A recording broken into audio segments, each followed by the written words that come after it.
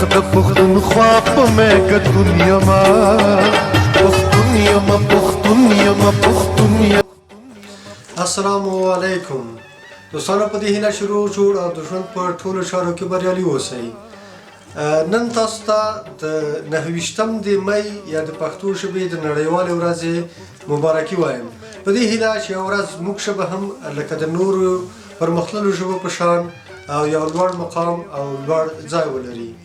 دوستانو، نیلسن منډیلا وایي چې که موږ له یو چا سره په پردۍ ژبه باندې وغږیږو نو زموږ خبرې د هغه تر غوږونو رسیږي، خو کله چې موږ همدغه خبرې د هغه په مورنۍ ژبه باندې وکړو نو دا خبرې د هغه زړه ته پرېوځي.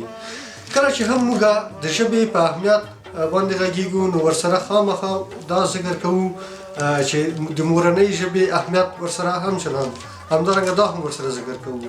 دوستانو، مورنۍ ژبه د یوازې د کلماتو یا د جملو ټولګه نه ده. مورنۍ ژبه زموږ د خیال ژبه ده.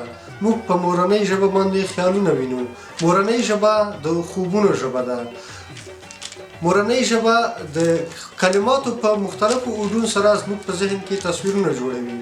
بیا دا تصویرونه په خوا چې سره کېښودل شي یو هنریت رامنځته کوي، او همدارنګه کله چې دغه تصویرونه په ښه ډول سره او په ښه په مهارت سره موږ دغه تصویرونه خوا کېږدو نو شعریت رامنځته کوي.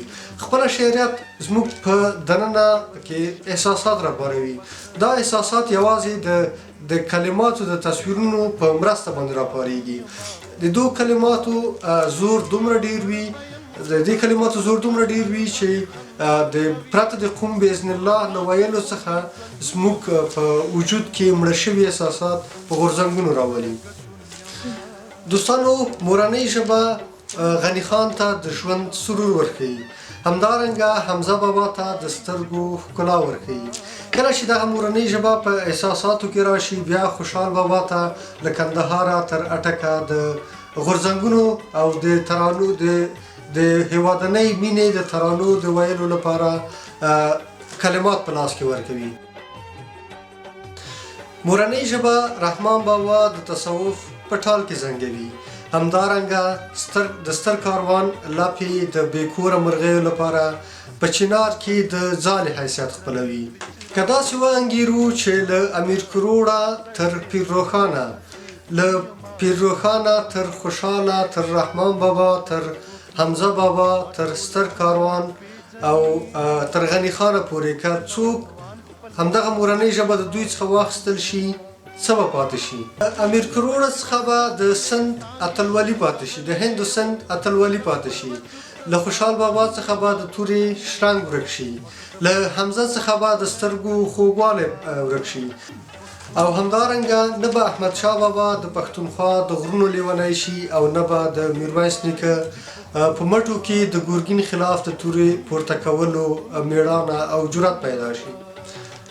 حمزه بابا به نه د سترګو په خوږوالي پوه شي، او رحمت شاه سایل به د پښتنو سترګو جنون له لاسه ورکړي. همدارنګه دا هم د یادونې وړ ده چې ژبه یوازې د زده کړې او یا د پوهولو او راپوهولو وسیله نه، بلکې ژبه د شخصیت جوړونې ستر عنصر بلل کېدای شي. احمد شاملو ایرانی لیکوال وایي چې له ما څخه څوک زما مورنۍ ژبه واخلي نو په لومړي قدم کې ما ته څو سوالونه پیدا کېږي. زه څوک یم؟ زما هویت کوم دی؟ زما افکار کوم دي؟ او زه څنګه کولی شم خپل ځان ثابت کړم؟ واقعا دا د ژوند او د یو انسان هویت او شخصیت جوړوي. کله چې دغه شان له منځه لاړ شي نو د هغه هویتي او شناختي او همدارنګه په شخصیتي برخه کې ستونزې او مشکلات رامنځته کېږي. د دې مشکلاتو اساسي علت د مورنۍ ژبې نشتون دی چې هغه په کوچنیوالي کې له ښوونځي نیولې تر محیطه او همدارنګه په نورو ټولو وسایلو کې د ژوند په ټولو چارو کې د مورنۍ ژبې نشتون دغه هویتي او شخصیتي ستونزې په راتلونکي کې یو شخص ته وړاندې کولی شي او یو شخصیت ورسره کاواکه شخصیت جوړېدلی شي. د یادونې وړ ده که چېرته پښتو ژبه داسې نوې ژبه وه او د هغه له لاسه ورکولو سره ښایي موږ دومره زیان نه و لیدلی. خو دا په داسې حال کې ده چې پښتو ژبه ډېرې لرغونې او ډېره له پخو اساساتو څخه پاخه بنسټونه او اساسات لري چې حتی کولی شي له شته مروجو د شاوخوا د ګاونډیو ژبو څخه تاریخي قدامت هم ثابت کړي او ثابت کړی هم ده. په یوه لیکنه کې د ارواښاد صدیق الله رښتین وایي چې په هغه وخت کې چې د رښتین صاحب ژوندی و هغه تحقیق کړی و چې یوازې د پښتو ژبې 400 شاوخوا کلمې په فارسي ژبه کې په ورځني ډول باندې استفاده کیږي.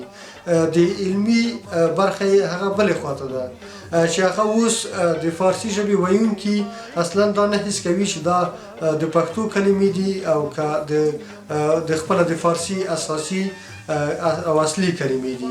همدارنګه د پښتو ژبې ریښې په عربي ژبه کې هم کې پراخه دي. د عباسي خلیفه مهدي په وخت کې د یو شاعر شعر دی چې نحن الشهاريج ولا اولاد الدهاقين چې دلته دغه شهاریج کلمه له خارج کلمې څخه اخیستل شوې ده چې خارج هغه چاته ویل کېږي چې په ښارونو کې ژوند کوي. دا چې په عربي ژبه کې شین نشته هغه یې په شین تبدیل کړی ده او چې ځې نشته هغه یې په جیم باندې تبدیل کړی ده. د فارسی ژبې نامتو شاعر خسرو بلخی وایي جز بدین اندر نیابی راستی شد دین حسن کوټوال. دلته دغه کوټوال لفظ سوچه پښتو لفظ دی چې مخکې د یو ښار هغه حاکم ته به کوټوال ویل کېده. دوستانو دغه دوه کوچني مثالونه وو چې په عربي ژبه او فارسي ژبه کې د پښتو د سوچه ژبې لغتونه ورننوتلي وو. که څه هم دغه سلسله دا ډېر یو تحقیق ته اړتیا لري او په راتلونکي کې انشاءالله په دې اړوند باندې موږ د یو ځانګړي ویډیو جوړوو ځکه چې دا په 2 شعرونو کې نشو راټولولی. دغه صرف د اشارې لپاره و.